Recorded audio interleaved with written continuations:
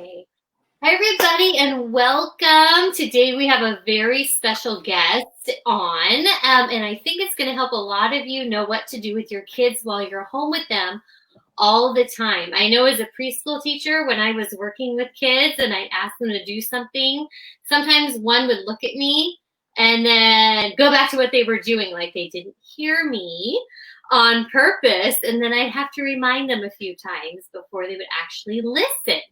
So my friend is here to kind of help us know what to do in those situations and maybe prevent that from happening in the first place and get them to listen. Yeah. And so, Mike, do you want to introduce yourself?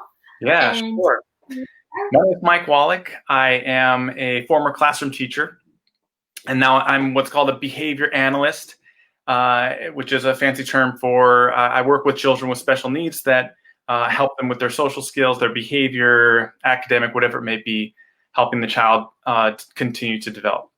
I have now four young children now. I live in the Seattle area, and I do some work online, helping parents of special needs, also typically developing just what can I do to get my kid to do what I want them to do. And there's really simple things you can do. So that's why I try to teach parents is really simple, really effective ways to get children to do what we want and to have a healthy relationship with them. Yes, and be in a positive situation instead of us always trying to nag our kids to do things that they don't want to do. Yeah, and you have young kids at home, so you know what it's like to walk into them not wanting to do certain things throughout the day, especially right now when we're all home with our kids all the time.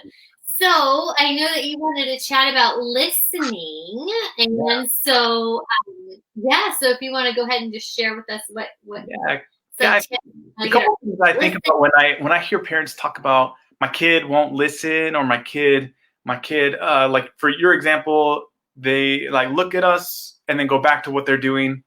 What I teach is mainly about what the parent can do. So rather than the child, I don't really care about what the child's doing. I care about what the parent is doing.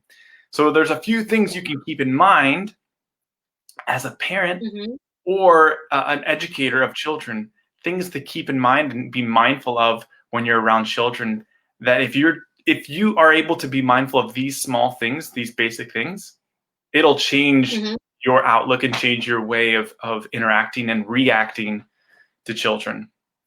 So one I like to think about is a behavior on a scale. Where are you spending your attention on this scale of appropriate behaviors on one side and inappropriate on the other? So if we are loading up one side or the other of this scale, if we're constantly saying, Johnny, sit down, don't touch that, get over here, don't do that, don't do this, don't do that, all day long, you're only going to see more of those behaviors. And sometimes as parents now, especially now, we're in those trenches. We're every single day we're with our kids, and we're trying the same thing over and over and over and over of telling our kids to stop something. But when I first teach parents is like, you gotta focus 80% of your attention on their appropriate behaviors. And I relate it to if you have a friend, a spouse, a family member that your relationship is less than 80% positive, your interactions are down near like 50%, 20% of positive interactions with that person. How would you, you want to stay in that relationship. Yeah, you would like, this is terrible. I hate this. Be around that person, your sibling. Exact same thing with kids. And I tell parents a lot to rephrase what they don't want their kids to do into what they do want them to do. So instead of don't run, it's walk, please. Or it's, use gentle hands. And that changes that negative situation right into a positive. And they're hearing what to do instead of all that. No, all the time. Exactly. No, you shut it down. Like my kid is showing lots of energy, lots of running around. Yes. How do I help them get rid of that energy? Hey, yeah, let's go run. Let's go outside. I'm getting my bike. We're going for a run. Come on. I Yeah. want to promote the behavior that they're doing Right. in an appropriate way, in a way that they can do pretty much what they want to do, but they have to do it. So like they throw a toy across the room. Uh-huh. Dude, you want to throw stuff? Let's go throw. Let's get a ball, or let's throw stuffed animals. Let's throw what's going to be appropriate. Just like you said, what can they do rather than what they can't. Right. Sort of redirecting their behavior into an activity.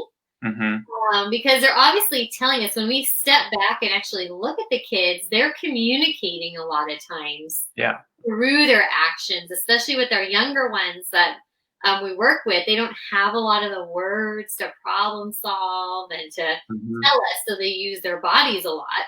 So they're super important. Yeah, another thing I tell parents is be aware of how many demands you're putting on your kids. And if you were to keep a tally of how many demands you put on every single day, I mean, I really want to know. But I'm guessing it's way over 100, probably closer to 200 demands you put on your child. Brush your teeth, put those on, take this off, go potty, like all day long, eat, whatever it is. So anytime you can limit your demands on your child, those demands. So instead of 200 demands, you're going to put maybe, if you can try to limit those and put 50 demands on your kid during the day, your demands are much more likely to be followed through with. Because just like that relationship with your sibling or your spouse, if your spouse is putting that many demands on you, no. Stop telling me what to do all day long, right? Well, there's alternatives. So people, I would think parents would hear that and they would say, all right, so they gotta get dressed. They gotta eat. What am I supposed to do? Like, don't tell them to eat. There are alternatives. So one I give is parents is like really simple. So instead of asking your kid, do you want to go potty? Do you want to go take a nap? Do you want to wash your hands? It's a big one. I just give them two choices, two quick choices, and we go. So it's like, do you want to go potty upstairs or downstairs? You want to go potty with mommy or daddy? They choose and we go. Like it helps them have that independence, that freedom of choice, and then they're doing what I want them to do. And we all know our 3-year-olds have an opinion about everything, and to give them that control is really important. Exactly. And if they don't make a choice, we choose for them. We're the parent. All right, upstairs, here we go. Often when we choose the other, they're going to choose the other. No, downstairs. Yeah, go for it. That's cool. Just make a choice next time. Yeah. It's so fun. It's so fun to watch this like unfold with kids. Like it's almost like you can see what's going to happen before it happens. Yes. And you're much more prepared rather than just winging it. Like, because you ask a kid, do you want to read books with me? Like, I want to read books with them. I want to sit down. I want to work on their literacy skills. They say no. Now I gotta like beg, like, please. I think we should. You know. Yeah. But now the kid is like they're elevated. Their importance, their ego is elevated. Right. I don't want that. No, instead of just giving, do you want to read Mother Goose or do you want to read the Berenstain Bears? Berenstain Bears. Let's go. That you're giving them, it's instead of a generalized question, you're being much more specific. Exactly. And I think with our littles, that's really important. Especially, and I talk about this a lot. I have a parenting course you probably know about, specifically for kids between 2 and 5. Yeah. And I talk very specifically about what works for a 2-year-old is not going to work for a 4-year-old, because 2-year-olds just developmentally don't have the same sort of receptive language skills. They don't understand all those directions. Yeah. A 4-year-old might. So we need to look at our kids individually and see what they can handle. And the more specific we are, the more likely they'll respond to us. So yeah, it's very important. And I see people hopping on in and out. So if you have questions or comments, type them in the comment and we can actually both see them. Okay. Come in. So we Yeah, love give me what you got. Yeah. One other thing I like to share with parents to be mindful of when you're thinking about listening skills and following directions, be aware of how many times you're saying your child's name. Uh-huh. You're saying your child's name, Sarah, Sarah, Sarah, I need Sarah, right? You're saying their name. If you pair their name with a demand, Uh-huh. what they're going to hear is my name is going to be followed by something negative. Right. And I'm going to tune out my name. I'm not going to respond to my name. I'm not going to respond to your demand. Sure. Because you've trained me to be aware that that is what's going to happen. That's and I don't want to listen to that. So what I tell parents, here's a cool tip. If you feel like you're doing that, be aware of it. But here's what you can do. You can often catch them off guard and say, Sarah, I love you. Aww. Sarah, you are the best kid I've ever met, or whatever it is. Like they're gonna be like, what just happened? You didn't ask me to do something. Yeah. Now they're gonna be more trained. I say trained because I'm teaching them a skill to respond to their name. So she's gonna be more likely to respond to her name because something good might happen. Mommy or daddy might say something special. Right. And I talk about this a lot with my preschool teachers about doing the drive-by compliments throughout the day. And that just gives them more. So what it is every 20 minutes, I make sure that I'm paying attention to my kid by saying, oh, Johnny, wow, you built the tower so tall. Show me, how do you do more? Yeah. Or, whoa, Anna, look at that beautiful blue painting. It's so, and they're like, whoa, they know what I'm doing, first of all. And then second, I got their attention. Now I can continue doing what I'm doing because I know mommy knows what I'm doing. Yeah. I don't need to go beg her for attention. So we talk about that a lot. And do the same for listening. Yeah. And so if I have a child who's not listening to me, during some of those big transition times, like I want them to leave something that they love doing to maybe do a non-preferred activity, like go from playing with Play-Doh to washing their hands to dinner. Do you have any ideas as far as making that a little bit easier? Yep. Yeah. So a couple of things. First thing I would keep in mind with younger children, 2, 3 years old, 4 years old, is I'm going to pretty much use two intonations, maybe, is that the right word, in my voice.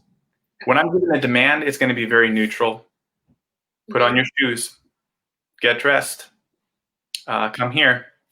And then when they're doing what I want them to do, that is when I elevate my voice, just like you just did. And I'm going to be, what are you doing? Oh my gosh, come here. That's so sweet. Right.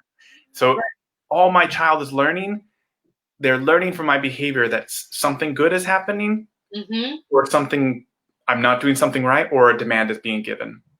We try not to inflect too much more of anger, sadness, and all these different things. It's just, I find it's too confusing for young children, especially, let's say if you're like giving a sing-songy demand.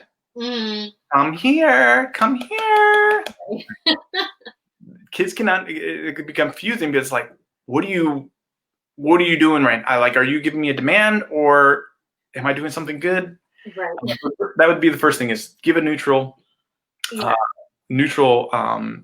The other thing I do with kids all the time is I might, if I know there's something coming up that I know that they're not going to be all for, a non-preferred, I'm going to look what's after it. What's the paycheck? What's the payoff? Right. So I'm going to be like, all right, after we wash our hands, we are going to, I don't know, I'm thinking let's race down, race around the living room twice. Okay. So little bit of wash hands, a lot of talk about this big race we're going to have, or this dance, or this song. And that is I just want to state clearly that is not a bribe. I'm not bribing my kid. That is an incentive. Right. You're telling them what happens after. Exactly. A paycheck. Like just like human adults, we get a paycheck. Right. We are bribed to work. Right. So if my daughter or son was to escalate, no, I don't want to wash hands. I don't want to wash hands. And that's when I throw in we can race around the room. We can do a song. That would be a bribe. Okay. Because now his behavior is dictating that I'm giving him more and more and more stuff. Mm-hmm. So I'm going to set the ground rules before anything happens. What song should we do after we wash our hands? Yeah. Baby Shark. Yes. Let's do it. Right. Come on. Let's wash our hands. Yeah. Wash our hands. Something comes up next. Right. So that would be one thing I would say is also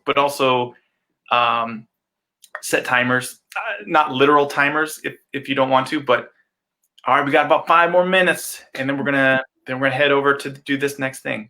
Mm-hmm. All right, we got about 1 more minute, so finish up that last thing you wanted to do. Mm-hmm. And we're gonna move on. So I like doing that too. I think it sets kids up for success. Well, and I've said this before in here that it's like if you're at work or you're writing an email and someone walks in without giving you a warning and closes your laptop and says, "Let's go," you're like, "What? What are you talking about?" And if you give them those 2 or 5 minute warnings, that gives them the opportunity to wrap up. Exactly, and I love teaching that skill to children too, of like having them ask for more time. Right. Can I get 1 more minute? Can I get 5 more minutes or whatever it may be? Yeah, no problem. But I'm going to show them that like when that time is up after their request, then we transition on. And my whole attention moves on to the next thing. All right, cool. Here we go.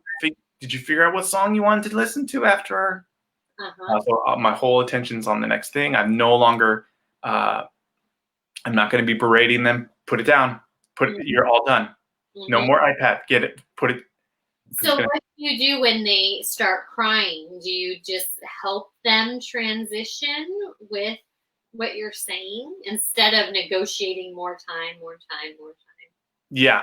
So I'm going to, again, just like the behavior scale, I'm going to focus on their appropriate behaviors. Right. So if they put the iPad down, like, dude, next time you just earned an extra 10 minutes of iPad because that was amazing. I love how you just put the iPad down. So I want to show them when they are doing the appropriate behaviors, good things happen. Right. So I'm going to focus on that. If there are times when they are just like, I ain't giving it up, then maybe I can give them 2 choices. So I'm going to use a strategy. If it doesn't work, I'm going to use the next strategy. I teach about 5 different strategies I use with children. Okay. So I might give them 2 choices. All right, well, if we don't get our hands washed, we won't be able to get to that song. So I'm thinking either we, this is just off the fly, but so I was thinking if we, maybe, did you want to choose the song or do you want Daddy to choose the song? Okay. You want to choose the song? Okay, cool. All right, let's get going. Wash our hands. It's just one, but yeah. Yeah. That makes sense. So you just kind of move past it. You don't let their behavior dictate what happens. Exactly. And me, I'm going to be cool as a cucumber. My behavior is not going to change because of their behavior. They start to escalate. That's when I turn my battery off, and I'm just like, well, let me know when you're ready. I'm ready to do our thing, but you do what you got to do. Right, and then move on. So tell me more about your 5. So you teach, do you have a course that you teach the 5 strategies in? Yeah, I was able to create a course that I put online. I was giving a lot of free workshops here in the Seattle area and getting a lot of good feedback. So I pretty much took that course. It's about an hour and a half and put it online. And let's see who's entered the room. Hey, I got a daughter in here. So I teach 5 strategies.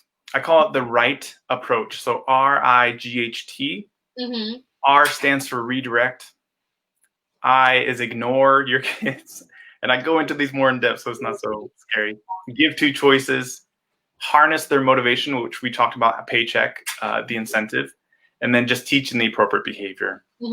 When your kid is kicking you, when your kid is screaming, what's the alternative? What's the opposite of that?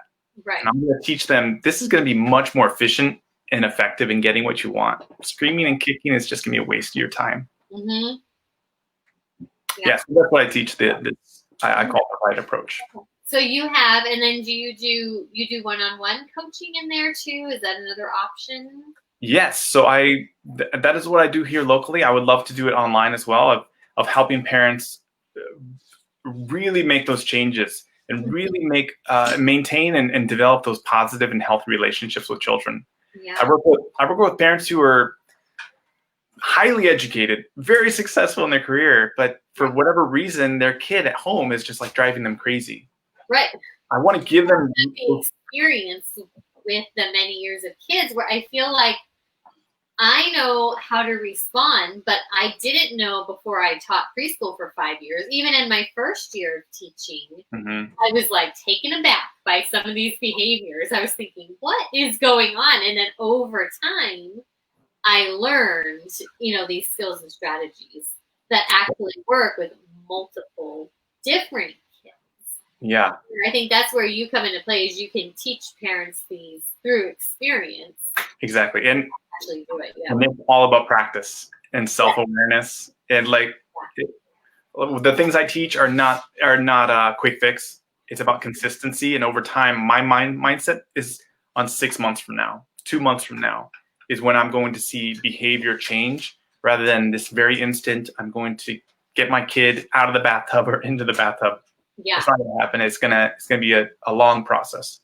I think that we don't realize how smart our kids are. Even our 2 and 3-year-olds, it takes many times of our responses for them to actually start understanding that we have changed the way that we're going to interact with them. Yeah. And they will keep testing us till the bitter end. Yeah. As until they realize that, okay, they're serious. Mom's serious, or Dad's not going to give in this time. I've already used my one time of 5 more minutes of iPad, and I'm not going to get another 5.